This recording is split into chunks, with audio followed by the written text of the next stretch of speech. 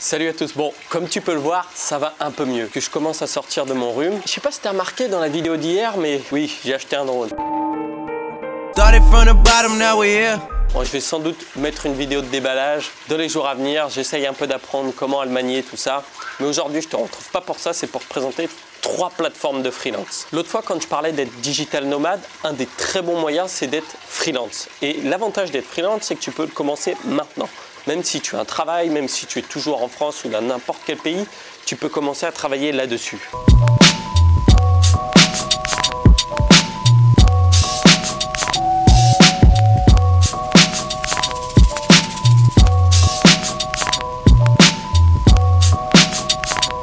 Et pourquoi tu peux commencer à travailler directement là-dessus? Parce qu'il y a forcément quelque chose que tu sais faire. Ça peut être de la retouche photo, ça peut être écrire un article, ça peut être de la traduction, ça peut être faire des voix off. Il y a vraiment tout un tas de choses. À peu près tout peut être fait en freelance et surtout sur Internet. Je te donnerai un petit conseil à la fin pour trouver directement ce que tu devrais faire en tant que freelance. Alors voilà les 3 plateformes. La plus connue, c'est sans doute Fiverr. Fiverr, c'est en anglais, mais ils ont aussi des offres en français. Et là, tu trouveras de tout. En général, c'est des petites tâches, mais ils vont essayer de vendre plus gros. Donc le prix minimum, c'est 5 $. Et en général, il y a toujours des offres à 5 $, mais tu as très vite besoin de payer plus. L'avantage de Fiverr, c'est que c'est rapide et efficace. Ouais, enfin, pas tout le temps efficace. Parce que par exemple, des fois, je demandais des traductions et les mecs faisaient ça sur Google Translate et ça rimait à rien. Alors, j'ai demandé des corrections orthographiques, par exemple, sur des articles et ça s'est très bien passé. Tu peux aussi demander des designs de logos et autres. En général, la qualité n'est pas hyper top. Donc justement, toi, tu peux te démarquer en faisant une meilleure qualité. Et là, du coup, tu vas pouvoir vendre plus cher et tu auras des meilleurs avis. Enfin, tout s'enchaîne. La deuxième plus grosse plateforme et que beaucoup de mes amis digital nomades utilisent, c'est Upwork. Pour plusieurs raisons. Parce que déjà, Upwork, tu peux te faire payer à l'heure. Plus tu vas faire de tâches sur Upwork, plus tu auras d'évaluation et plus tu pourras facturer à l'heure. Donc, être très bien payé.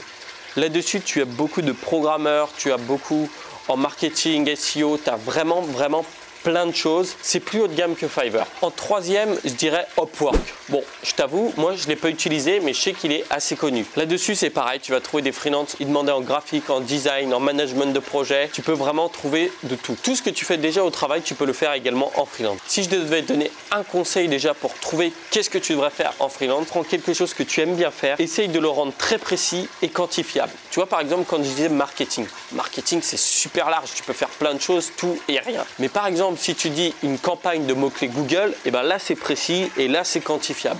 Pour t'aider à mieux trouver, parce que souvent c'est en anglais, tu peux prendre des offres qui sont en anglais, les adapter au marché français et te mettre sur les plateformes françaises. Bon, pour trouver les plateformes françaises, tu cherches travailleurs indépendants, freelance plus les mots-clés associés, donc freelance, écriture de texte ou peu importe. Et là, tu vas tomber sur d'autres plateformes où il y a moins de concurrence et donc tu pourras te démarquer. Le mieux en tout cas que je peux te conseiller, c'est de commencer maintenant. Comme ça, tu vas pouvoir te faire la main. Même si tu ne vas pas gagner des 1000 et des 100, au moins tu vas apprendre à gérer des clients, gérer ton temps et tu vas avoir plus d'évaluation. Donc après, tu pourras facturer plus cher ou même avoir des clients particuliers qui feront toujours appel à toi et donc tu n'auras plus besoin d'aller bosser au bureau.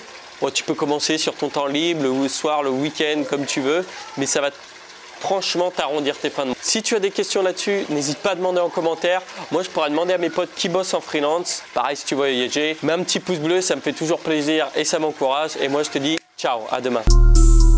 Débrouillard à jamais, jamais, jamais.